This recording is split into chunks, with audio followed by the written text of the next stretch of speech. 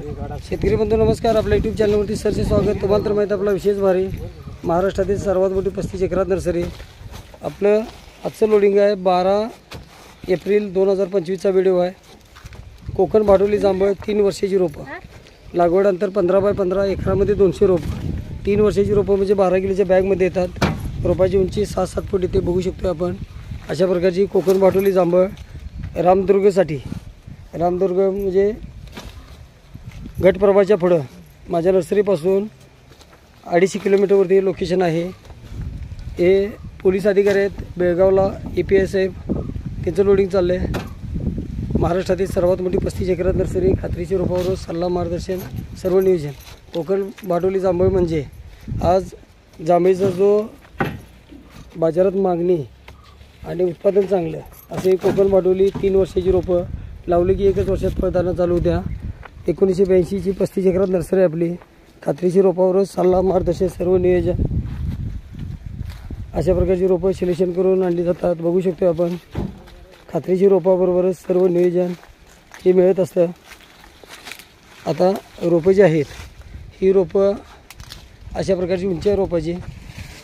लागवड अंतर 15 बाय करताना आपण 2 बाय 2 बाय 2 फुटाचा खड्डा पाहिजे. त्यामध्ये शेणखत, निंबळपेंट, थेमेटे सर्व टाकून पिशी पाडून रोप लावायचं आहे. रोप लावल्यानंतर दुसऱ्या 7व्या दिवशी अरबासर रोप नको ठेवा बाजूला, ठेवा रोप बाजूला दे. खात्रीची रोपावर सल्ला मार्गदर्शन सर्व नियोजन मिळत असतं. 15 बाय 15वरती लागवड करताना खड्ड्यामध्ये शेणखत, निंबळपेंट, थेमेट हे सर्व टाकून पिशी पाडून रोप लावायचं आहे. रोप लावल्यानंतर दुसऱ्यांनी 7व्या दिवशी ह्युमिक ॲसिड 1261 आणि 22 आळवणी द्यायची आहे. अशा प्रकारे सर्व नियोजन केल्यानंतर रोपांना दुसऱ्या 7व्या दिवशी आपण ड्रेंचिंग करतो आहे. ह्युमिक ॲसिड पावडर 1261 आणि 22. त्यानंतर 1 महिन्यात त्याला DAP 50 ग्रॅम द्यायचा आहे. रोपाचा ऑलरेडी शेंडे कट केलेले आहेत आपण. अशा प्रकारची छाटणी केलेली आहे सर्व रोपांची. झाडांना पण आता फळधारणा बऱ्यापैकी सुरुवात दिसत्या.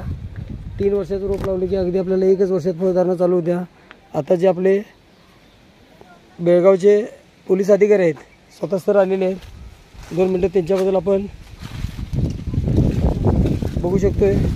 साहेबांचे चिरंजीव स्वतः झाडं काढण्या म्हणजे सिलेक्शन करण्यामध्ये व्यस्त आहेत.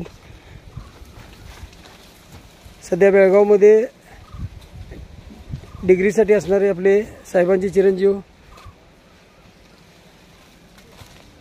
शेतीमध्ये आपण ज्यावेळी आपल्याला कमी पाण्यामध्ये कमी कष्टामध्ये येणारं पीक म्हटलं तर जांभळ असेल, लिंबू असेल, चिंच असेल, अशी सर्व जर आपण लागवड केली तर ज्याचं आयुष्यमान 50 वर्ष असणार आहे. आणि एकदा लावले की